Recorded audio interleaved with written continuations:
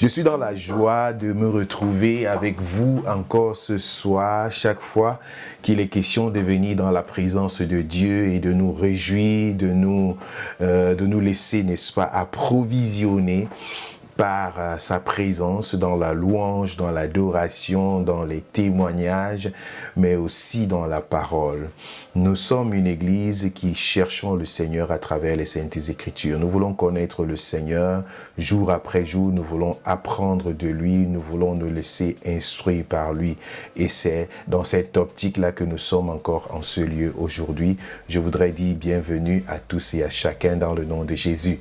Nous avons dit que pendant ces derniers mois, nous voulons nous tourner vers le thème de l'amour. L'amour qui transforme nos cœurs, l'amour qui régénère, l'amour qui nous bénit, l'amour qui nous réconforte, l'amour qui nous montre le chemin sur lequel nous devons passer. Avant d'entrer donc dans le vif du sujet de ce jour, je voudrais inviter tous ceux et celles qui le peuvent à la veillée de prière, la grande veillée de prière que nous organisons. Ce matin encore, j'étais dans un moment de méditation, de contemplation dans la présence du Seigneur et Dieu me faisait voir, n'est-ce pas, les réalités de Luc chapitre 6, le verset 12, qui nous dit que Jésus partait se retirer à la montagne et il priait toute la nuit. Et le matin venu, les disciples qui étaient à sa recherche se l'ont rencontré et il leur a donné des mystères qui sont cachés dans la prière. J'ai entendu certaines personnes sur les réseaux sociaux, dans certaines églises, certaines doctrines qui prétendent qu'on n'a pas besoin de prier longtemps, qu'on n'a pas besoin d'insister dans la prière. Ça me donne tout simplement un sourire ironique parce que c'est une façon de tomber dans le piège de l'ennemi. J'ai visité Daniel lorsqu'il a pris ses 21 jours de jeûne et de prière et qu'au 3e jour, il avait déjà sa réponse tombée du ciel et voilà, il ne s'est pas arrêté parce que cette réponse-là n'est pas arrivée jusqu'à lui. Il a fallu qu'il insiste, qu'il persévère, qu'il prie, qu'il secoue le ciel, qu'il entre dans la présence de Dieu pour pouvoir saisir sa bénédiction entre ses mains. Vous savez, il y a peut-être certaines personnes qui veulent faire des prières pieuses pour cajoler et tout le reste. Non, à un certain moment donné, il faut entrer dans les profondeurs. À un certain moment donné, il faut secouer le ciel. À un certain moment donné, il faut se laisser entrer dans une zone qui n'est pas confortable au mauvais esprit, qui n'est pas confortable aux agitations de l'ennemi. Et ça, nous le voyons et nous le témoignons encore jour après jour. Nous venons de recevoir un brillant témoignage de notre frère Junior qui, n'est-ce pas, selon son langage, connaît le Seigneur depuis très longtemps, mais luttait avec lui-même, dans son intérieur, dans sa vie, et n'arrivait pas à se déchaîner d'une captivité qui le tenait depuis longtemps. Il a fallu qu'il soit en contact avec une onction plus forte, avec une dimension, n'est-ce pas, qu'il a tiré dans la présence de Dieu, dans une dimension de combat spirituel, et le résultat ne se laisse pas attendre. Lorsque tu vas dans une zone qui est inconfortable à l'ennemi, bien aimé, il ne résiste pas. C'est pourquoi c'est important de prier. C'est important de chercher la présence de Dieu. C'est important d'aller chercher, n'est-ce pas, dans la proximité avec le Seigneur. On ne reste pas dans la cour. On va dans le lieu saint. Non. On va dans le lieu très saint, on va chercher la présence du Seigneur, on va la vivre, on va l'expérimenter de façon puissante. J'aime le CBS Church parce que nous sommes une église orientée vers la prière, orientée vers, n'est-ce pas, la manifestation de la puissance de Dieu. Nous ne prenons rien pour acquis, nous n'allons rien recevoir par notre argent, par notre force, par nos relations, par nos comptes bancaires, par nos cartes de visite qui sont fournies. Non, il y a des choses qui ne relèvent pas de cette dimension-là. Il faut aller chercher dans les lieux spirituels pour pouvoir décrocher ce qui est de notre Dieu. Je voudrais donc prier afin que nous puissions demeurer dans cette dimension-là. Nous le pratiquons. En dehors du fait que nous le prêchons, que nous l'enseignons, nous le pratiquons. Tous les jours, de lundi à samedi, nous sommes en prière de 12h à 12h30 dans la chambre haute pour prier de façon communautaire. Mais il y a des sujets de prière qui sont annoncés, qui sont donnés, qui sont enregistrés, des interpellations dans la prière. Et tout ceci donne à chacun de vivre une vie de prière parce que c'est de ça qu'il est question à la fin, de bâtir une intimité personnelle avec le Seigneur dans la prière et aussi dans la méditation méditation de la parole de Dieu. Un clin d'œil à la cinquantaine de membres de notre club de lecture biblique qui est à mi-chemin dans ce mois de juillet. 6 mois ont été écoulés, nous sommes dans le 7e mois. Cette cinquantaine, cette caravane, cette cohorte des lecteurs bibliques est en chemin avec beaucoup de motivation. Que Dieu vous bénisse, que Dieu multiplie vos efforts et que toutes les révélations que vous puisez dans cette opération, dans cet exercice spirituel-là, puissent être efficaces, puissent être, n'est-ce pas, utiles pour la vie à laquelle le Seigneur nous appelle. Aujourd'hui, nous voulons toucher au premier grand thème de notre série d'enseignements autour de l'amour. Vous vous souvenez, il y a de cela 2 mardis, nous avons mis devant vous 4 différents points sur lesquels il fallait, n'est-ce pas, disserter, il fallait se concerter, il fallait travailler sous forme de breakout session pour tirer quelques informations au sujet de l'amour de Dieu. Quelques personnes se sont prêtées à cet exercice-là et je voudrais essayer de vous le rappeler ici, ce de quoi nous avons parlé, et puis nous allons entrer dans le premier. Il y avait un groupe qui s'était tourné vers comprendre l'amour de Dieu en s'appuyant sur Jean 3, verset 16 et Romains 5, verset 8. Ce groupe s'est tourné vers là pour étudier ces 2 passages ensemble et faire un exposé bref entre eux, une discussion. Un autre groupe s'est tourné vers le sous-thème « Vivre l'amour de Dieu » dans 1 Jean chapitre 4 du verset 7 au verset 12. C'était très important de pouvoir puiser, n'est-ce pas, ce qui relève de comment vivre cet amour de Dieu-là. Un autre groupe s'est tourné vers le commandement d'aimer son prochain, ce que cela veut dire selon Luc chapitre 10, 25 à 37.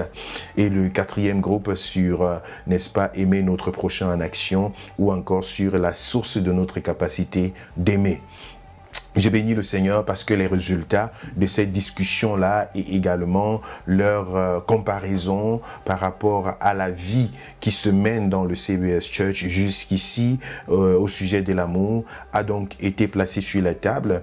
Des observations ont été faites, des souhaits d'amélioration ont été faits et nous avons pris note de tout cela et nous voulons que ces enseignements soient pratiques et que cela puisse influencer la vie de notre Église.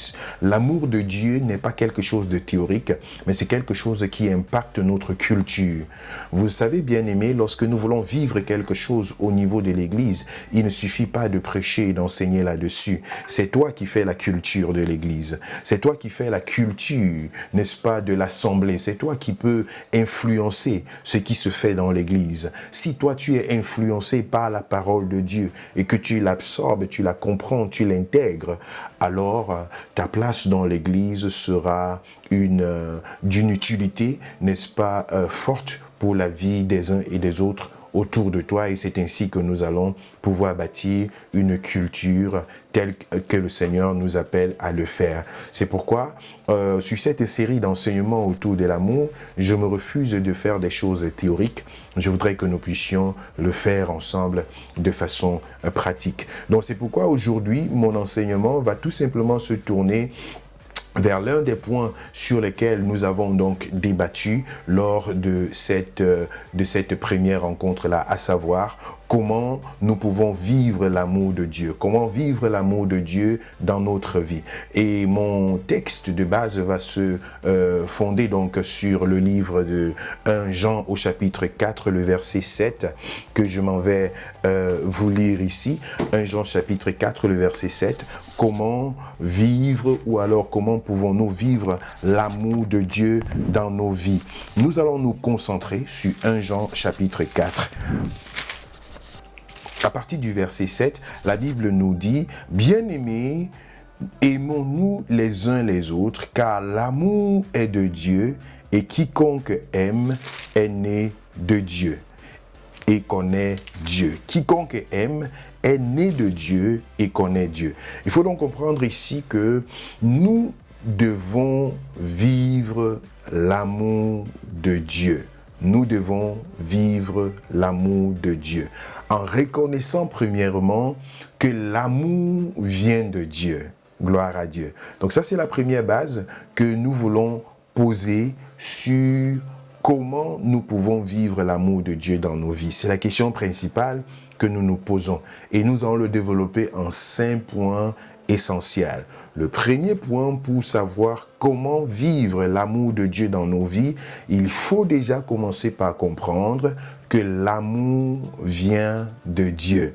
Donc le passage que je viens donc de lire nous dit: bien-aimés, aimons-nous les uns des autres, car l'amour est de Dieu, et quiconque aime est né de Dieu et connaît Dieu. C'est très très important. Le monde ne peut pas nous donner de l'amour. Le monde ne peut pas nous apprendre à aimer. Souvenez-vous de ce que je vous ai dit au début de cet enseignement, il y a de cela 2 semaines. L'amour, c'est la seule chose que le diable ne peut pas imiter. Il peut imiter les délivrances, il peut imiter les miracles, il peut imiter des guérisons, il peut imiter... Moïse est venu, il a laissé son bâton tomber devant Pharaon, c'est devenu un serpent, mais Pharaon a appelé ses magiciens et ses enchanteurs, ils en ont fait de même. La finalité certainement a fait la différence, mais il y a des manifestations autour de nous, chez les marabouts, chez les féticheurs et tout le reste, qui se font. Mais l'une des choses, ou alors la seule chose principale que Satan ne va jamais imiter, c'est l'amour. C'est pourquoi l'apôtre Paul dit que si, n'est-ce pas, je peux parler toutes les langues du monde, si je peux faire telle et telle chose, mais si je n'ai pas l'amour dans mon cœur, la charité, alors ce n'est qu'une cymbale qui retentit et qui est fondamentalement vide. Donc c'est important de savoir que l'amour vient de Dieu. J'aime souvent dire que Dieu n'a pas l'amour, mais Dieu est amour. C'est de la nature même de Dieu. Donc ce passage nous dit avec beaucoup de clarté: bien-aimés, aimons-nous les uns les autres, car l'amour est de Dieu et quiconque aime est né de Dieu. Nous devons donc comprendre que la source de tout amour véritable et pur provient de Dieu lui-même. Cela signifie donc que pour vivre l'amour de Dieu, nous devons d'abord avoir une relation avec lui et le connaître personnellement. Je voudrais, n'est-ce pas, vous permettre de pouvoir avoir cela devant vous, devant vos yeux, et que cela puisse prendre corps en vous. Le véritable amour est celui-là qui vient de Dieu. Le monde ne peut pas t'offrir l'amour parce que le monde ne connaît pas ce que c'est que l'amour. Je le répète encore. Le monde ne peut pas t'offrir l'amour parce que le monde ne sait pas ce que c'est que l'amour, car le véritable amour vient de Dieu. L'amour qui est pur, l'amour qui est saint, l'amour qui ne cherche pas l'approbation des hommes, qui ne cherche pas un intérêt personnel, l'amour qui supporte tout, l'amour qui pardonne tout, l'amour qui croit tout. Bien-aimé, n'ose pas me dire que cela vient du monde, parce que le monde en est incapable. Le monde cherche son intérêt personnel. Le monde cherche, n'est-ce pas, quelque chose qui va lui faire plaisir. Quand un homme dit à une femme là-bas dehors que je t'aime, il y a des intérêts personnels, des intérêts, n'est-ce pas, individuels et tout le reste. Mais l'amour de Dieu, tel que nous l'avons vu dans Romains chapitre 5, verset 8, n'est-ce pas, qui nous dit, bien que nous étions encore pécheurs, ou encore, Dieu prouve son amour envers nous en ce que lorsque nous étions encore pécheurs, Christ est mort pour nous sur la croix. Donc ça veut dire que c'est un amour sans intérêt, sans attendre que nous puissions le mériter, sans attendre que nous en soyons, n'est-ce pas, dignes. C'est pourquoi il faut reconnaître que c'est de Dieu que vient le véritable amour. Maintenant que nous sommes en train de parler de comment nous pouvons vivre l'amour de Dieu dans nos vies, il faut savoir que l'amour vient de Dieu. Tu ne peux pas vivre cet amour si tu n'as pas cet amour. L'amour pour les autres, l'amour pour toi-même, l'amour, c'est de Dieu. Maintenant, pour pouvoir donc faire grandir ou alors pour pouvoir faire exister cet amour, il faut que tu bâtisses ta relation avec le Seigneur. Il faut que tu puisses connaître personnellement le Seigneur et que tu aies une relation personnelle avec lui. Apprends-moi à aimer comme toi, Seigneur. Apprends-moi à me voir moi-même comme tu me vois. Apprends-moi à voir les autres comme tu me vois. Apprends-moi à pouvoir avoir un cœur plein d'amour parce que je ne le peux pas de moi-même. Je prie que ceci soit ta prière et que le Seigneur effectivement puisse t'aider à pouvoir comprendre l'essence de l'amour, et je parle de l'amour véritable. Je ne parle pas de l'amour rempli d'hypocrisie et d'intérêt personnel. Parfois, nous sommes tirés vers nos propres pensées, ainsi de suite. Mais cela se ressent dans le cœur. Quand tu aimes quelqu'un de tout ton cœur, il dit « aimez-vous les uns les autres ». Donc cet amour, lorsque tu l'as, tu peux également le donner. Quand tu as cet amour, tu peux le transmettre, n'est-ce pas, autour de toi. Mais comment pourrais-tu avoir cet amour? C'est de Dieu que tu vas recevoir cet amour. C'est pourquoi notre prière, c'est que l'amour qui est de Dieu puisse habiter dans nos cœurs. Puisse habiter dans nos cœurs. Et ça, c'est ma prière pour chacun d'entre vous. Peut-être tu remarques que dans un domaine de ta vie, il y a, n'est-ce pas, l'absence de l'amour. Il y a quelque part un manque quelque part. Tu recherches parfois tes intérêts personnels. Tu n'arrives parfois pas à aimer quelqu'un à côté de toi. Il y a peut-être un frère, une sœur dont la tête t'énerve de temps en temps. Tu dois prier, Seigneur, apprends-moi à aimer ce frère, apprends-moi à aimer cette sœur. Peut-être qu'il y a des choses autour de toi qui te poussent parfois à avoir, n'est-ce pas, de l'amertume dans ton cœur contre ton frère, contre ta sœur, contre quelqu'un à côté de toi, un membre de ta famille. Tu regardes et tu te dis, mais comment il a pu faire ça? Comment elle a pu faire ça? Et tu es dans l'amertume totale et tu n'arrives pas à ouvrir ton cœur pour aimer cette personne. Je voudrais te dire que Dieu peut te donner l'amour. Dieu peut mettre l'amour dans ton cœur. Tourne-toi vers le Seigneur et laisse cette rancœur passer, laisse cette amertume passer et demande au Seigneur, apprends-moi à aimer. Même cette personne que je crois qu'elle ne mérite pas mon amour, Seigneur, je sais que même lorsque j'étais encore pécheur, toi tu es mort pour moi, apprends-moi à aimer. Bien-aimé, il y a des circonstances là où nous sommes incapables d'aimer en tant qu'être humain. Mais si tu sais que l'amour vient de Dieu, alors tu comprendras qu'il faut que tu demandes à Dieu de mettre de l'amour dans ton cœur. Et tu te rendras compte que cet amour jaillira et il se manifestera de façon particulière dans ta vie, à travers ta vie. Les gens seront étonnés autour de toi de voir des gestes d'amour que tu poses alors qu'on s'attendait à la rancune, on s'attendait à la débandade, on s'attendait à la guerre qui va éclater, mais ton cœur, tu n'arrives pas à comprendre ce qui se passe parce que tu es rempli d'amour. Bien-aimé dans le Seigneur, c'est une base importante. L'amour vient de Dieu. Ça veut dire, même là où tu es incapable de le faire de toi-même, le Seigneur t'en donne la capacité exactement de le faire. Le deuxième point, dans notre thème intitulé « Comment nous pouvons vivre l'amour de Dieu dans nos vies », le deuxième point, c'est exactement, je vais peut-être me répéter, mais je voudrais prendre un angle assez particulier. Je voudrais donc parler de « Aimons-nous les uns les autres ». Aimons-nous les uns les autres. Le premier point, c'était de savoir que l'amour vient de Dieu. Et le deuxième point, nous voulons nous aimer les uns les autres.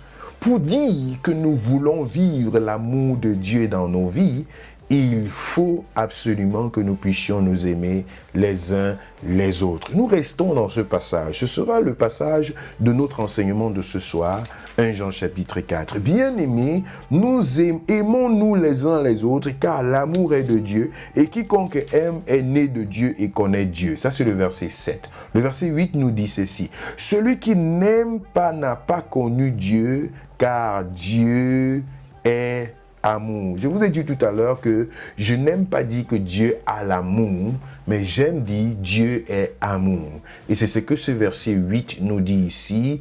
Nous devons nous aimer les uns les autres. Celui qui n'aime pas n'a pas connu Dieu, car Dieu est amour. Donc si tu as connu Dieu, tu as connu l'amour. Et quiconque connaît l'amour ne peut rien faire d'autre que d'aimer.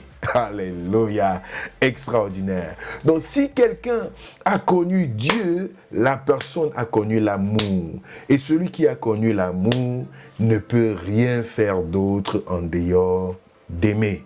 Donc aimer de tout notre cœur. Nous devons donc savoir que manifester l'amour de Dieu autour de nous consiste à pouvoir nous aimer les uns les autres. Et ce passage souligne donc que quiconque aime est né de Dieu, car l'amour est de Dieu. Dieu est amour. Nous sommes appelés, bien-aimés, à nous aimer les uns les autres. Et cela est le reflet de l'amour de Dieu en nous. Ceci implique effectivement d'agir avec bienveillance, avec compassion, avec générosité et avec pardon les uns envers les autres, quelles que soient leurs différences et leurs actions.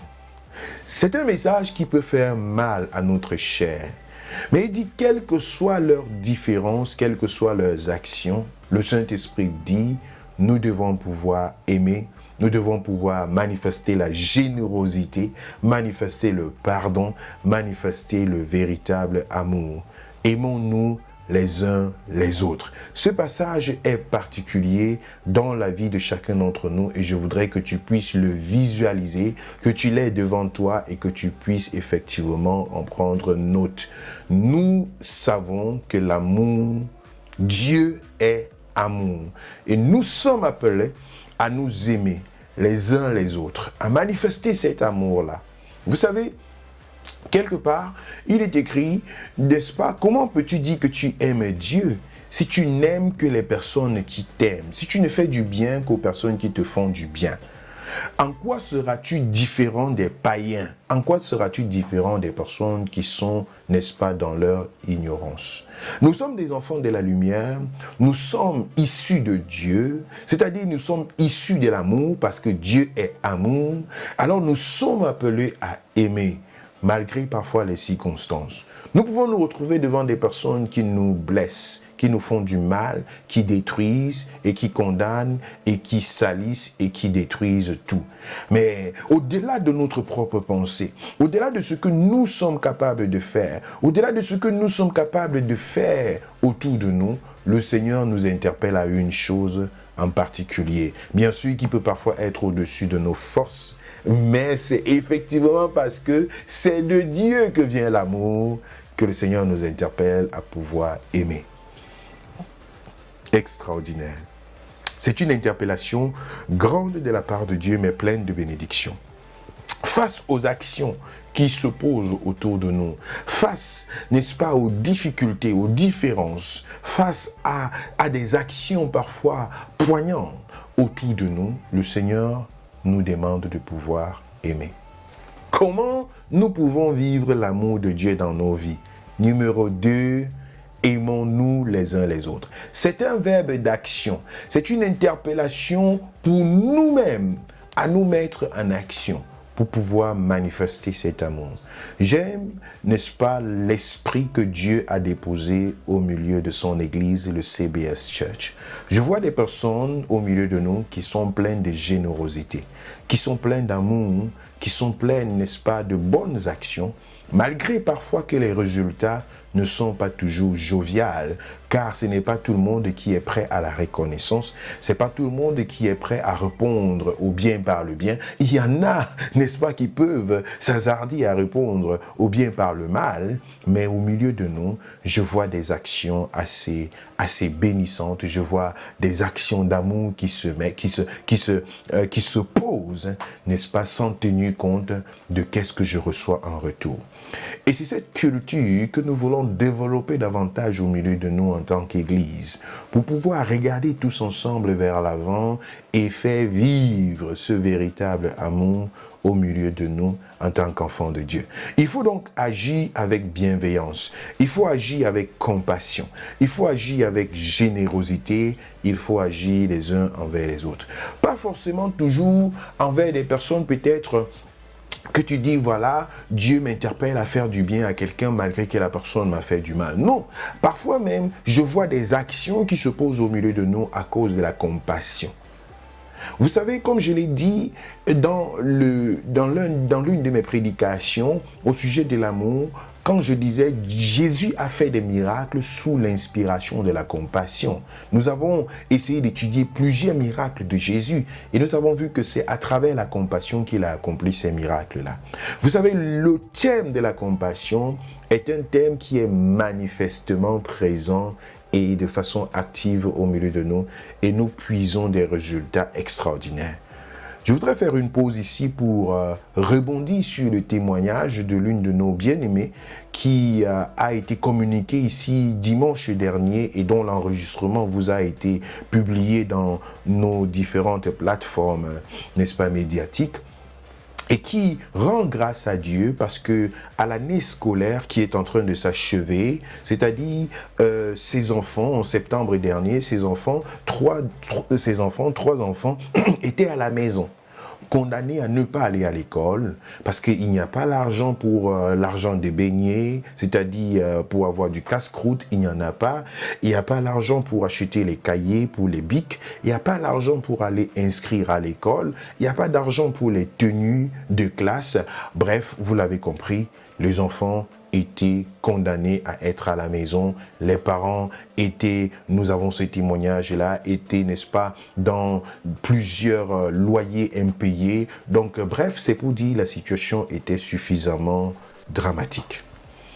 Nous nous étions rendus au mois d'octobre, c'est-à-dire pratiquement 1 mois et demi après le début de la rentrée scolaire. Les enfants étaient à la maison, les parents étaient à la maison. Dieu a donné la grâce que nous puissions, n'est-ce pas, avoir un peu de moyens financiers parce que pendant la même période, Dieu a béni un frère de l'église, n'est-ce pas, du CBS Church, qui a voulu être reconnaissant au Seigneur. Il venait de finir sa formation.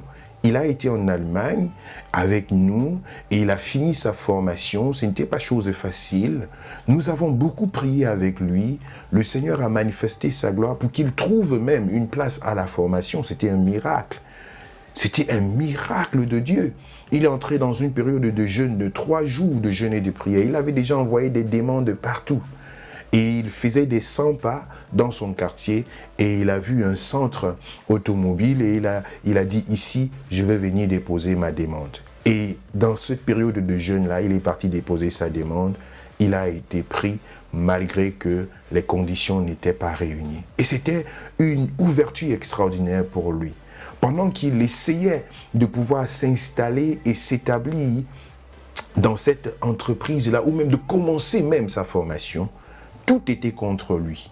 Le ministère de l'immigration, le ministère du travail, les lettres pleuvaient à gauche et à droite. Nous avons prié, on a écrit des lettres, on a fait des appels téléphoniques. Bref, c'était un accompagnement qui a permis que Dieu puisse se manifester puissamment dans sa vie. Il a commencé sa formation. Et plusieurs années se sont écoulées, il a achevé, et à peine avoir achevé sa formation, il a eu un contrat de travail. Et lorsqu'il a eu son contrat de travail, il a dit « Seigneur, je te donnerai mon premier salaire ». Et c'était extraordinaire parce que pendant cette période-là, il a offert avec nous dans notre campus, n'est-ce pas, de l'église de Munich. Vous savez, il s'agit de notre bien-aimé frère Collins. Dans notre église de Munich, il a offert un culte d'action de grâce et il a apporté son offrande. Et ce jour-là, le Seigneur nous a mis à cœur de pouvoir financer l'éducation d'autres enfants avec le don que notre bien-aimé venait de faire. Donc c'était une coïncidence, une concordance assez extraordinaire. Et d'autres bien-aimés de l'Église ont été touchés et ont dit nous voulons mettre quelque chose sur cette enveloppe-là et bénir le Seigneur avec. Nous l'avons rabattu au milieu de nous en tant qu'Église en ligne, CBS Church Online. D'autres personnes ont dit nous voulons mettre la main à la pâte. Et ainsi, nous avons organisé, n'est-ce pas, un projet scolaire pour financer des enfants. Ces enfants-là déjà, ils avaient reçu tout ce qu'il fallait pour qu'ils puissent aller à l'école jusqu'au dernier détail. Le Seigneur avait pris soin, les loyers et tout le reste. Mais en dehors de cela, l'église du côté de Yaoundé, tous les enfants de l'église, ceux de Bafoussam, tous les enfants de l'église ont reçu chacun un kit scolaire avec des fournitures, des cartables et pratiquement le minimum pour pouvoir être, n'est-ce pas, à l'aise à l'école. Nous avons reçu donc dimanche dernier, avec beaucoup d'émotion, notre sœur qui dit « Ces 3 enfants ont réussi, n'est-ce pas, leur année scolaire avec bravoure. Ils sont tous passés en classe supérieure et son fils qui préparait le BEPC a réussi à son examen de BEPC et il va en classe supérieure. » Voilà quelque chose d'extraordinaire qui se manifeste sous la forme ou bien qui est un exemple pratique de l'amour en action porté par la compassion et par la volonté de faire du bien aux autres. Vous savez, s'il n'y a pas d'amour dans le cœur, on ne peut pas voir là où le besoin est. Là où on a besoin de mettre la main à la pâte. Là où on a besoin de dire ici, je voudrais être une bénédiction pour quelqu'un. Et si on fait quelque chose de bien, ça doit être par amour. Parce qu'il y en a également, je le disais dans notre assemblée de Ingolstadt dimanche dernier, il y en a également qui peuvent faire quelque chose, qui peut être semblé quelque chose de bien, mais lorsque les intentions ne sont pas bonnes, alors ça peut devenir même un véritable problème par la suite. Mais Dieu nous interpelle à agir par compassion. Cette compassion-là est la marque de l'amour qui est au-dedans de nous. Donc lorsque tu vois quelqu'un autour de toi, avant d'aider cette personne, est-ce que tu as la compassion dans ton cœur? Si tu n'as pas la compassion, n'aide pas. Parce que tu serais en train de vouloir faire quelque chose qui va devenir après même un problème. Est-ce que vous savez que quelqu'un peut même te donner son argent, après ça devient tout un problème? Pourquoi? Parce que la personne ne t'a pas donné ça par compassion. Si c'est par compassion, ce sera une bénédiction qui ne sera accompagnée d'aucun chagrin. Donc ce n'est pas toujours les choses qui se font autour de nous dans le monde qui sont le reflet de l'amour. Il faut savoir que la véritable action qui est une action d'amour est motivée par la compassion. Qu'est-ce qui me motive à l'intérieur pour que je pose telle ou telle action? Ça, c'est très important de pouvoir remarquer cela. C'est pourquoi parfois, lorsque nous parlons de pouvoir donner au Seigneur, d'apporter des dîmes, des offrandes, des prémices, ainsi de suite. Quand tu vois ça comme quelque chose qui est tellement lourd pour toi, ne donne pas, arrête-toi. Garde ça pour toi, parce que ce ne serait pas quelque chose de bien, ni pour toi, ni pour l'Église, ni pour toi, ni pour la personne qui reçoit. Parce que tu seras en train de murmurer, ça va devenir un véritable problème. Mais si tu as de l'amour dans ton cœur, et tu sens que non, c'est quelque chose que je devrais faire, et qui est quelque chose de bien pour moi, tu te précipites à le faire, tu manifestes cet amour. Voilà, tu as saisi la clé. Tu as saisi exactement de quoi il s'agit et tu iras avec toute ta volonté et avec tout ce que tu veux faire de façon particulière. Une anecdote assez risible qui s'est passée quelque part dans une église qui avait eu des problèmes. Je pense une église quelque part à Munich, j'ai entendu parler. L'église a eu des gros problèmes et les choses ont commencé à aller dans tous les sens. Il y a des gens qui sont revenus pour dire je veux récupérer les chaises que j'avais données à l'église. Vous savez, les chaises sur lesquelles les gens s'asseyent là, j'avais acheté 10 chaises. Donnez-moi mes chaises, moi je m'en vais avec. J'ai secoué la tête, j'ai dit vraiment, il y a des personnes qui peuvent faire des choses parce que ce n'est pas la compassion qui est dans le cœur, mais c'est tout simplement parce que je veux me faire voir et démontrer que j'ai fait ceci ou bien que je peux faire cela. Non, il faudrait que ce soit la compassion qui anime nos actions. C'est pourquoi, dans ce passage, l'apôtre Jean nous dit donc de pouvoir nous aimer les uns et les autres.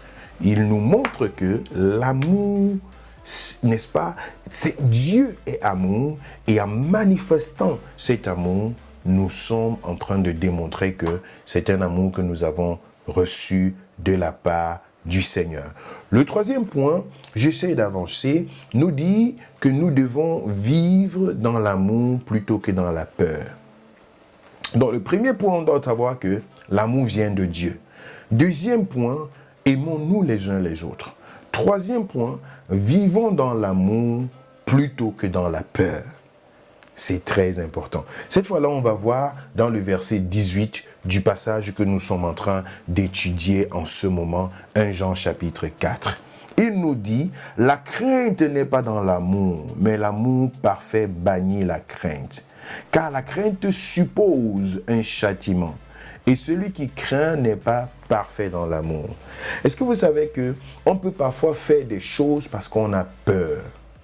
On fait des choses parce qu'on a peur, pas parce qu'on aime, pas parce qu'on est poussé dans notre cœur par la compassion, mais juste parce qu'on a peur d'être châtié. J'ai eu mal dans mon cœur un jour. Je vous ai déjà raconté cette histoire plus d'une fois, mais je vous la raconterai davantage. Je me suis retrouvé à Douala un jour j'étais en voyage et nous sommes arrivés le samedi soir très tard. Notre vol a eu beaucoup de décalage. Je réserve souvent mes trajets de telle façon que mes cultes sont bien organisés et tout le reste. Mais là, j'étais avec une équipe d'Allemands. Et on est arrivé le samedi soir un peu trop tard, les choses n'ont pas fonctionné comme il se devait et on a dû passer la nuit à Douala. On avait pensé effectivement arriver à Douala le samedi en journée et un véhicule devait nous prendre pour qu'on descende à Bafoussam directement à la base et commencer notre travail le dimanche matin. Mais on s'est retrouvés à dormir à Douala parce que nous avions donc pris du retard. Et le dimanche matin, on s'est dit, on va donc aller dans une église et une église nous a été proposée parce que nous n'avons pas encore vraiment des références solides du côté de Douala que nous pouvons vraiment référencer. Et nous sommes allés dans une église qui semblait pas être loin de Bethesda parce que c'était quelqu'un qui était passé par là et tout le reste. Et puis le docteur Friedemann qui était avec moi voulait bien voir ce qui se passe dans ce genre d'église-là. Je lui ai dit, ok, je t'accompagne.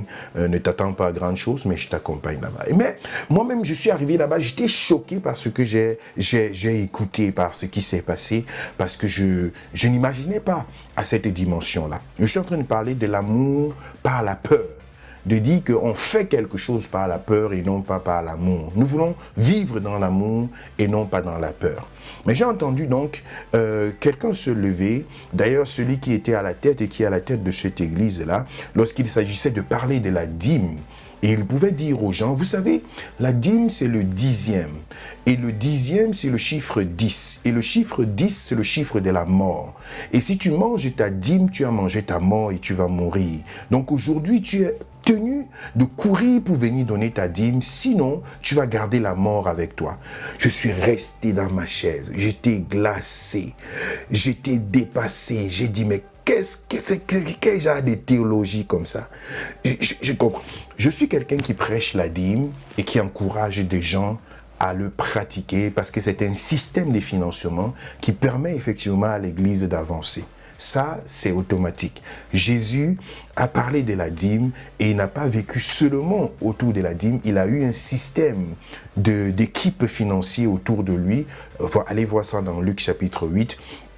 L'Église primitive ne parlait pas de la dîme, mais il parlait de sang, parce que les gens apportaient tous leurs revenus pour mettre sur la table et cela a été partagé. C'est pourquoi ils n'avaient pas besoin de parler de la dîme, parce que dîme c'est le 10e. Tu divises ce que tu as reçu, tu le divises en 10 et cette 10e partie appartient au Seigneur. Donc là, il n'y a pas de débat. Bibliquement, théologiquement, c'est un principe qui devrait s'appliquer dans l'Église du Seigneur. La société d'ailleurs, le système des impôts, n'est-ce pas, s'inspire du système de la dîme. Donc si quelqu'un n'a pas compris la dîme, c'est que vraiment il y a encore beaucoup de choses à faire. Je connais beaucoup de gens qui ont traversé la dîme, qui donnent plutôt 20%, 25%, qui sont en train d'aller dans une autre dimension. Donc là, c'est pas la question. Mais tout ceci devrait se faire sur la base de l'amour et non pas sur la base de la peur. Donc, jeter la peur sur les gens pour les pousser à faire quelque chose, je trouve ça quelque chose vraiment de manipulatrice qui ne devrait pas se faire et qui pousse des gens à vivre dans la peur et dans la crainte. Donc ça, c'est un genre d'action qui se manifeste au milieu de nous parce que des gens ont peur et non pas parce qu'on aime. Ça, c'est très important. Et j'encourage également tous ceux-là qui sont dans la prière. Je viens de parler de la dîme, je veux laisser ce côté-là, mais parler également de la prière. Je veux prier. Pourquoi est-ce que je veux prier? Est-ce que c'est parce que j'ai peur, n'est-ce pas, des mauvais esprits? Est-ce que parce que j'ai peur qu'on va dire que je n'ai pas prié? Est-ce que parce que j'ai peur qu'on ne va pas bien me regarder, ainsi de suite? Je veux aller à l'église. Est-ce que je vais parce que j'ai peur que si je ne pars pas, telle chose va se passer et tout le reste? Il faut se poser la question. Les actions que je pose, sont-elles motivées par l'amour ou sont-elles motivées par la peur? Ça, c'est important. Sinon, tu seras instable dans tes actions. Tu seras instable dans ce que tu es en train de faire si jamais tu le fais par peur. Tu vas t'engager, tu vas être un béni, oui. Et puis tu regardes derrière toi, partout là où tu as dit oui, tu n'es même pas là. Tu as pris des engagements à gauche, à droite. Et puis rien de ces engagements-là, tu n'arrives pas à pouvoir les honorer. Pourquoi? Parce que tu dis oui, parce que tu as peur de ce que les autres vont dire, du regard des autres. Et cela t'empêche de pouvoir être vrai envers toi-même. Il faut te tourner vers ce qui est plein au-dedans de toi, ce que tu aimes, ce qui a pris racine en toi. Et que tu agisses, pas parce que tu as peur, mais que tu agisses par amour. Ça, c'est très important. Un enfant qui va laver les assiettes parce qu'il a peur qu'on va fouetter sur lui s'il ne le fait pas, son comportement sera différent. Il va laver les assiettes en murmurant dans son cœur, en froissant le visage, en étant, n'est-ce pas, lent. Et les plats même vont se casser.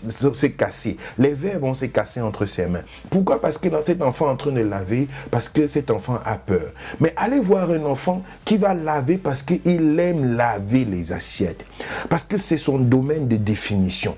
Parce qu'il voit son plaisir dans laver les assiettes. Bien aimé dans le Seigneur, la différence est tout à fait claire. Donc quand tu te rends compte que tu es en train de faire quelque chose et ça se gâte à tout moment entre tes mains, pose-toi la question. Tu le fais parce que tu as peur des retombées si tu ne les as pas fait, ou bien tu le fais par amour? Ça, c'est très très important. Et ça s'applique dans tous les domaines de la vie. Les actions que nous posons, est-ce que nous les posons par amour, ou bien nous les posons parce que nous avons peur d'une quelconque représailles? Ça détermine la qualité de ce que nous sommes en train de faire. C'est pourquoi on parle de l'amour parfait, bien-aimé. Dans ce passage, il dit l'amour parfait. La crainte n'est pas dans l'amour, mais l'amour parfait bannit la crainte, bannit la peur. Donc on ne parle pas juste de l'action, mais on parle de la perfection dans l'action.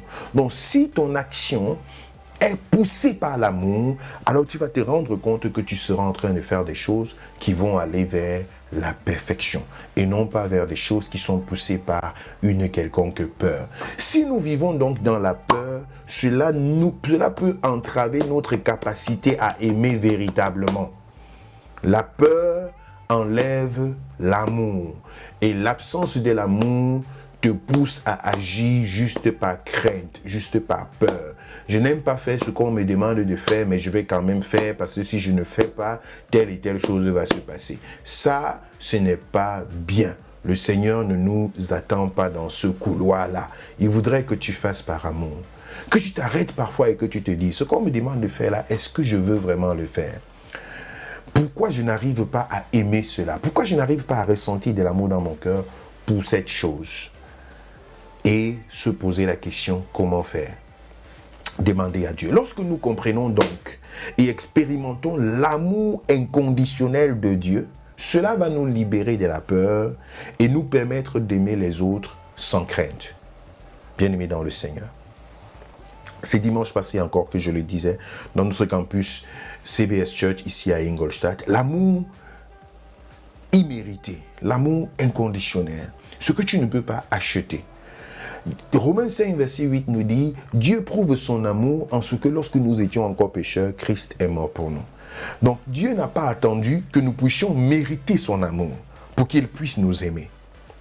Donc il faut savoir que c'est lorsque tu as expérimenté cet amour inconditionnel, cet amour qui n'attend pas un résultat.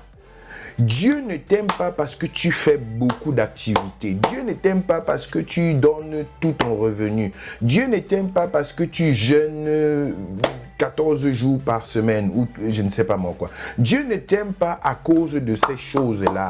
Va voir Luc chapitre 18, n'est-ce pas, ce pharisien-là, à partir du verset 9, qui vient en se tapant la poitrine, en annonçant qu'il jeûne 2 fois par semaine, il donne la dîme de tous les détails, et de ceci, cela, et tout le reste, et il prétend par cela mériter l'amour de Dieu, n'est-ce pas, et il regarde le publicain de l'autre côté qui n'arrivait même pas à s'approcher du Seigneur, à cause de l'attitude que lui, il avait, de la crainte de Dieu. Mais Jésus lui dit non. Le publicain est beaucoup plus proche du Seigneur que toi qui es en train de te taper la poitrine. Parfois, nous voulons penser que nous allons être aimés par Dieu en fonction de la quantité de nos sacrifices. C'est une mauvaise façon de penser. Tu ne peux pas aimer le Seigneur, ou alors Dieu ne peut pas t'aimer en fonction de la quantité de tes sacrifices. Dieu t'aime parce que tu es ce que tu es. Dieu t'aime parce que tu es un être humain. Dieu t'aime parce qu'il t'a créé. Dieu t'aime parce que son souffle est en toi. Dieu t'aime parce que tu es sa créature merveilleuse. Dieu t'aime parce qu'il veut te sauver. Dieu t'aime en ce que, lorsque tu étais encore pécheur, Christ est mort pour toi. Dieu t'aime sans que tu ne puisses le mériter. Lorsque tu as compris l'amour inconditionnel de Dieu pour toi, ça te libère de la peur. Et ça t'aide à pouvoir aimer. À aimer sans crainte.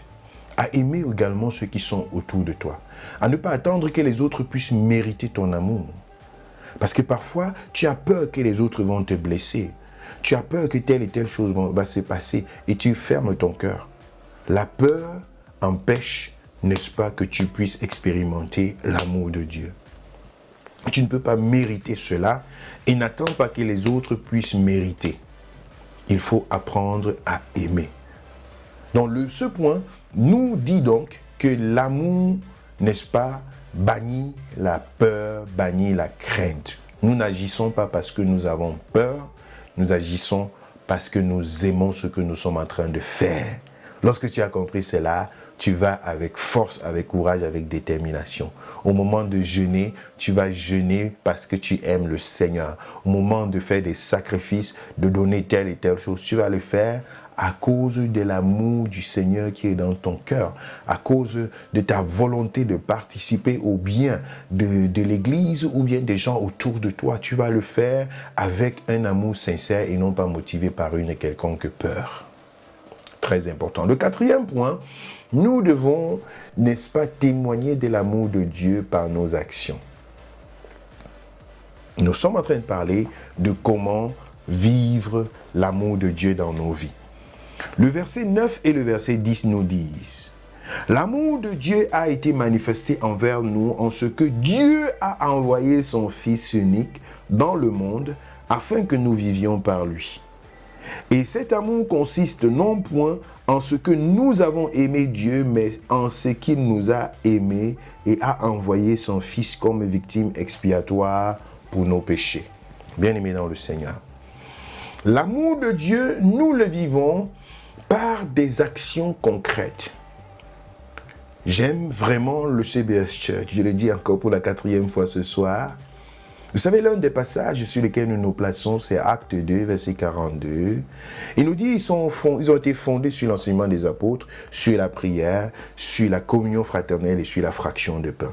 Vous savez, la fraction de pain, c'est le fait que si j'ai un morceau de pain, je vais garder sur le thème du pain, je peux le partager avec quelqu'un qui est à côté de moi. Je peux faire une action d'amour pour pouvoir donner une partie à quelqu'un qui en a besoin, afin qu'ensemble nous soyons dans le comble et qu'il n'y ait point d'indigents au milieu de nous. Donc, l'amour de Dieu, comment la vivre au milieu de nous? Il faut le témoigner par nos actions.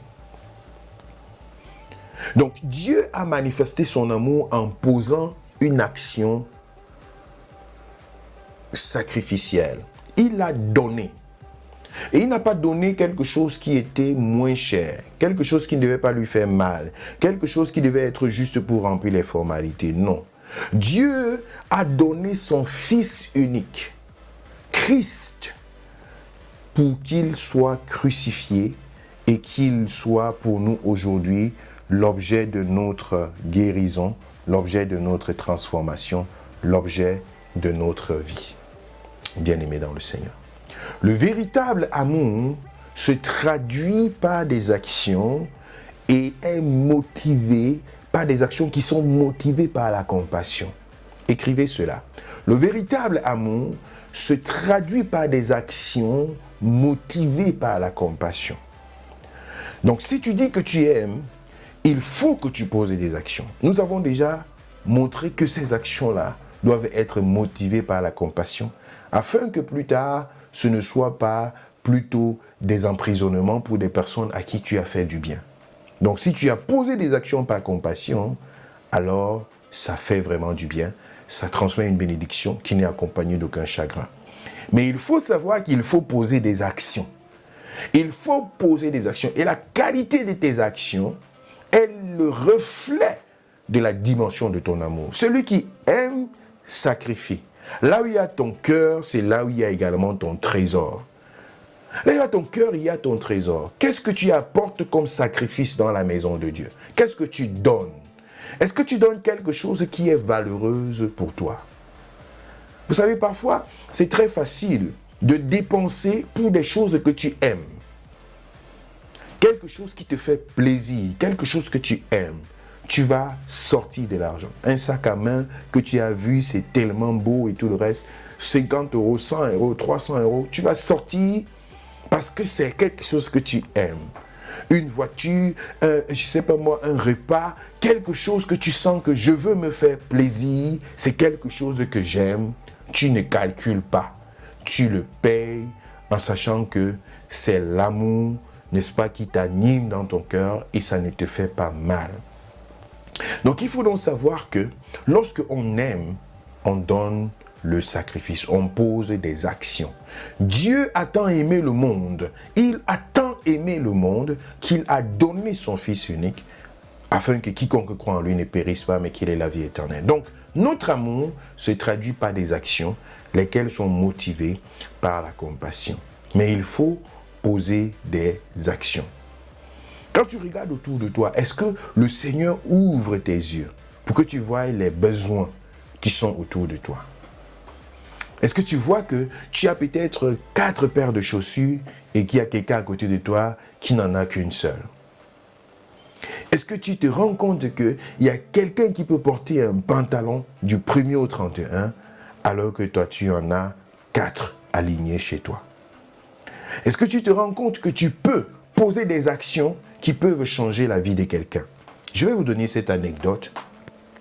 Dans notre assemblée à Bafoussam, je suis arrivé dans l'un de mes voyages et j'ai décidé de faire un séminaire je pense, de 10 jours sur Actes des Apôtres. Matin, midi, soir, à l'église, on était concentrés à étudier Actes des Apôtres, à pouvoir visiter ces 28 livres. On avait fait des annonces dans toute la ville de Bafoussam et le Seigneur était fortement à l'œuvre en soirée. C'était des soirées de réveil, de délivrance et de transformation. En journée, on se concentrait dans l'étude biblique et dans l'enseignement. Et à la fin, au 10e jour, j'ai annoncé quelques jours avant une initiative qui était toute nouvelle et révolutionnaire. J'ai dit, dimanche prochain, nous allons faire une table sociale. Les gens m'ont demandé, c'est quoi une table sociale? J'ai dit, tu vas aller chez toi à la maison. J'ai annoncé ça le jeudi. Et j'ai dit, tu vas à la maison chez toi. Tu vas regarder tout ce que tu as en plus dans la maison. Tu as peut-être 6 paires de chaussures. Prends une. Tu apportes à l'église. Tu as peut-être un sac d'avocats à la maison. Toi-même, tu sais que tu ne vas pas pouvoir tout consommer ça. Prends une partie, apporte à l'église. Tu as plusieurs Ouvre ta garde-robe. Regarde des choses que tu ne portes plus, mais qui ont de la valeur depuis longtemps. Apporte cela. Bien-aimé dans le Seigneur. C'était une révolution pour plusieurs personnes parce que les gens se disaient, nous sommes pauvres, c'est vous qui venez de l'extérieur, c'est vous qui devez nous donner. Mais lorsque j'ai présenté des choses, les gens se sont rendus compte que mais chacun a quelque chose à donner. Chacun a une action d'amour à manifester. Et le dimanche, il y avait 3 grandes tables qui étaient pleines à l'église. C'était plein. Chacun a apporté quelque chose. Chacun a apporté quelque chose. Et j'ai pris le micro. Lorsque nous avons fini le culte, j'ai installé les diacres et j'ai dit à tout le monde, vous allez aller, les diacres qui sont devant les tables vont vous orienter, que chacun aille sur la table regarder ce dont il a besoin. Tu prends ce dont tu as besoin et tu rentres à la maison avec. Il y avait les vêtements, les chaussures, la nourriture. 3 tables étaient pleines. Les gens ont pris chacun ce dont ils avaient besoin et ils sont rentrés avec. Ce jour-là, il y avait une dame qui était à l'église déjà depuis 6 mois avec sa fille d'environ 12 ou 15 ans, je ne me rappelle plus trop. Et sa fille a pris tellement de choses qui étaient importantes et bien pour elle, dont elle avait besoin. Elle est rentrée à la maison avec. Quand elle arrive à la maison, elle rencontre son père couché sur les fauteuils et son père lui demande, mais vous êtes parti au marché même le dimanche ou bien comment? Dans cette maison-ci, vous achetez les choses tous les jours. Sa fille lui dit, non, papa, je viens de l'église. Et son père lui demande, depuis quand on donne des choses aux gens à l'église? N'est-ce pas, on part à l'église toujours pour donner? Ça, c'était la première question qu'il avait dans sa tête. Et sa fille lui dit, non, aujourd'hui, nous sommes rentrés avec tout ce que tu es en train de voir. Et lui, il était marqué dans son cœur. Et le témoignage de cet homme, écoutez-moi attentivement, le témoignage de cet homme était extraordinaire. Parce que le fait qu'il a vu sa fille venir à la maison avec les habits a été pour lui une délivrance. Il venait de passer 6 mois à la maison. Avant cela, il était dans une église. Étant dans cette église-là, il vivait avec, du moins, on va dire sa concubine, celle qui est sa femme, avec les enfants et tout. Et dans cette église-là, on leur a dit, c'est le temps pour vous de vous marier. On va vous bénir pour que votre relation soit régularisée. Et il a dit, oui, pasteur, je suis prêt et tout le reste, mais on va faire comment? On n'a rien pour pouvoir s'organiser et tout. Et il dit que cet homme-là, que je n'arrive pas à appeler pasteur, cet homme-là lui a dit, apportez-nous quelque chose, une offrande, et nous allons bénir votre mariage. Il dit, non, pasteur, on n'a rien. Et pendant qu'il dit qu'on n'a rien, il a son téléphone en main, et cet homme lui dit, apporte ton téléphone comme offrande, et puis on va bénir ton mariage. L'homme a été complètement choqué au-dedans de lui. Il a regardé son téléphone, il a regardé, il a plié ses bagages, il est parti rester à la maison. Il a dit, je ne partirai plus jamais à l'église. Mais ce dimanche-là, il voit sa femme, sa fille rentrer d'une église avec des habits, avec des choses. Bien-aimé dans le Seigneur. Le dimanche d'après, je n'étais même plus là. On m'a seulement donné l'annonce que le papa est venu à l'église et il s'est assis à l'église. Ils sont restés à l'église pendant plusieurs années. Et aujourd'hui, le Seigneur a béni cette femme-là. Elle est pasteur d'une église anglophone à Bafoussam. Donc vous savez, il y a une autre église francophone avec la prophétesse Germaine, mais il y a une autre église anglophone qui est dirigée par une femme du nom de Liliane. Si vous arrivez à Bafoussam, vous allez la voir. Elle est donc pasteur de cette église-là, parce que après qu'elle ait traversé son séjour avec nous, 3 ans plus tard, je suis arrivé, nous avons eu des entretiens, elle avait déjà une vision dans son cœur avant d'arriver chez nous, elle avait une vision dans son cœur, elle a demandé une couverture pastorale et tout. On l'a aidé à ouvrir une assemblée anglophone dans la ville de Bafoussam et il y a des âmes qui sont sauvées. Je parle de quoi? Je parle des actions que nous posons et qui finissent par être l'objet de la transformation d'une personne, le salut de toute une famille, et Dieu transforme toute une famille pour les placer aujourd'hui comme étant, n'est-ce pas, une famille pastorale qui aide beaucoup d'autres personnes. Tous les anglophones qui fuient, n'est-ce pas, la guerre du nord-ouest, sud-ouest et tout le reste, quand ils arrivent à l'ouest, à Bafoussam, il y a une référence pour eux afin qu'ils puissent se sentir à l'aise avec la langue anglaise et tout le reste pour évoluer dans leur foi. Bien-aimés dans le Seigneur, à cause d'une action, à cause du fait qu'on a dit, va chercher dans ta valise des choses que tu n'utilises plus mais qui sont encore bien. Il y a quelqu'un quelque part qui en a besoin. Dieu se sert simplement de cette action pour apporter des transformations extraordinaires dans la vie de plusieurs générations. Pour guérir le cœur d'un homme qui était complètement blessé, qui avait quitté la foi, qui était allé s'asseoir chez lui à la maison. Il avait déjà commencé à prendre l'alcool, à courir, n'est-ce pas, dans les carrefours à gauche, à droite. Mais il se rend compte que non, le Seigneur peut encore me récupérer. La chose peut encore être différente. Donc nous devons témoigner l'amour de Dieu par nos actions. Il faut que tu regardes autour de toi. Il y a des personnes. Parfois nous sommes blessés par des bonnes choses que nous faisons. Mais j'aime souvent dire, ne t'arrête pas de faire des bonnes choses parce que les gens t'ont blessé, parce que tu as fait des bonnes choses. Donc, quand je regarde dans notre église, nous faisons tellement du bien aux gens. Pas seulement à l'église en ligne, à l'église à Munich, avec le pasteur Cédric et son équipe de ce côté, à l'église à Ingolstadt, à l'église à Mvan, à Yaoundé. Je recevais le témoignage encore de l'ancienne Émilienne dernièrement, qui, elle n'aime pas souvent parler de cela, mais je préfère le dire ici, qui a financé la formation en informatique d'une jeune fille arrivée à l'église en van, juste comme ça et tout le reste, et puis elle s'est rendue compte que mais ça c'est une jeune fille qui ne fait rien et tout le reste, qu'est-ce qu'il faut faire? Elle est partie chercher les informations, elle a financé la formation en informatique, pour dire, va te faire former. Cette jeune fille est partie se faire former. Elle était à l'église 2-3 fois, mais dès qu'elle a vu qu'elle était déjà un peu en train d'avancer et tout le reste, elle est restée dans sa formation. Gloire à Dieu, la dernière fois qu'elle a fini sa formation, elle a quand même envoyé son attestation pour dire, voici l'attestation de la fin de ma formation. Gloire à Dieu.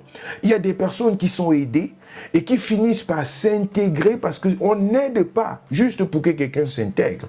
On t'aide pour que tu puisses t'épanouir. C'est à toi maintenant de décider de ce que tu veux faire, des bonnes actions qui ont été posées, n'est-ce pas, à ton endroit. C'est très important. C'est pourquoi il faut faire très attention. Lorsque tu es dans le besoin, des gens t'aident, des gens investissent dans ta vie, des gens mettent la main à la pâte. Quand tu peux maintenant voler de tes propres ailes, qu'est-ce que tu fais? Qu'est-ce que tu fais lorsque tu apprends à voler de tes propres ailes? Est-ce que Dieu ouvre tes yeux pour que tu voies là où il y a le besoin? Est-ce que Dieu ouvre tes yeux pour que tu voies d'autres personnes qui sont peut-être dans la situation dans laquelle tu étais hier? À qui tu peux apporter de l'aide? Nous avons tellement de cas que je ne voudrais pas énumérer ici, des personnes à qui on a fait du bien et parfois on se demande, qu'est-ce que tu fais à ton tour? Est-ce que nous devons, n'est-ce pas, chaque fois repartir sur des mêmes bases ou alors on peut s'appuyer sur toi pour bénir d'autres personnes? Es-tu béni pour être une bénédiction? Ça, c'est la question que nous devons nous poser. Mais de l'autre côté, nous avons des témoignages extraordinaires. Des personnes en qui on a investi, on a posé des actions et qui sont aujourd'hui une grande bénédiction pour des multiples autres personnes. Et quand on regarde cela, on a du sourire aux lèvres, on a de la joie dans le cœur, on bénit le Seigneur et on donne gloire à Dieu. C'est la joie d'un père, c'est la joie des parents. Lorsqu'ils voient que le premier fils, la première fille, ainsi de suite, sont en train de prendre soin des cadets qui sont en train de venir. Lorsqu'on se rend compte que ce qui a été investi en toi, tu commences à l'investir dans la vie des autres. Il n'y a rien de plus merveilleux que cela. Il faut que nous soyons prêts à agir par amour. Que notre amour ne soit pas seulement théorique, mais que nous continuions, malgré les circonstances, à poser des actes et des actions d'amour. Parce que c'est cela qui nous permet effectivement de pouvoir marcher dans l'amour. Nous sommes en train de nous interroger sur le thème « Comment nous pouvons vivre l'amour de Dieu dans nos vies ?» Le cinquième et dernier point que je voudrais aborder brièvement, ce sera que nous devons laisser l'amour de Dieu nous transformer. Laissons l'amour de Dieu nous transformer. Le verset 12 de 1 Jean chapitre 4 nous dit ceci. Personne n'a jamais vu Dieu. Si nous nous aimons les uns les autres, Dieu demeure en nous et son amour est parfait en nous. Donc il faut comprendre que l'amour de Dieu nous transforme. L'amour de Dieu prend place en nous. Nous devons laisser l'amour de Dieu nous transformer et devenir des instruments de son amour dans le monde. Cela nécessite d'ouvrir notre cœur à l'action du Saint-Esprit, de nous soumettre à sa direction et de permettre à son amour de couler à travers nous. Alléluia. Ça, c'est une dimension véritablement où nous nous laissons transformer, où nous devenons tout simplement... Nous prenons la nature de l'amour. Alléluia. Nous avons vu tout à l'heure que Dieu est amour. Donc, ça, c'est la dimension là où nous devenons amour. Je ne sais pas si nous sommes déjà devenus amour, je ne sais pas si nous allons parvenir un jour, mais ça, c'est vraiment ce vers quoi nous devons partir. Que notre nature devienne l'amour. Que lorsqu'on te voit, qu'on a l'impression de voir l'amour. Waouh, extraordinaire. Ça, ce n'est que le Saint-Esprit qui peut le faire. C'est un changement de nature. C'est un changement de notre personnalité. C'est un changement de notre être intérieur. Et en ce moment-là, ça devient quelque chose de naturel, quelque chose qui coule. Tout simplement parce que Dieu, par l'amour, a pris tout simplement, n'est-ce pas, tout le contrôle de nos vies. Je lis encore ce passage extraordinaire. 1 Jean chapitre 4, verset 12. Personne n'a jamais vu Dieu. Si nous nous aimons les uns les autres, Dieu demeure en nous et son amour est parfait en nous. Donc le défi, c'est véritablement de nous aimer les uns les autres. Comment peux-tu dire que tu aimes Dieu que tu ne vois pas, pendant que tu n'arrives pas à aimer ton frère, ta soeur que tu vois? Il faudrait que cela puisse s'incarner en nous et s'intégrer dans nos vies, que nous puissions être le reflet de l'amour de Dieu. Que lorsque les gens nous voient, qu'ils puissent dire, nous avons rencontré l'amour. Je ne voudrais pas prétendre que nous avons atteint ce statut-là. Nous devons y courir chaque jour. Seigneur, apprends-moi à aimer comme tu as aimé. Apprends-moi à être le reflet de ton amour. Apprends-moi à vivre ta présence. La présence de Dieu en moi, c'est la présence de l'amour en moi. Je voudrais aimer, Seigneur. C'est le cri de mon cœur. Alléluia. Bien-aimé, si c'est ta prière, tu peux tout simplement le faire avec moi. Si tu veux ouvrir ton micro, si tu veux prendre un temps tout simplement pour prier. Et dis, Seigneur, apprends-moi à aimer. Je veux aimer comme toi. Je veux aimer comme Jésus. Je veux aimer comme toi, Seigneur. Apprends-moi à aimer Jésus. Je veux vivre cet amour.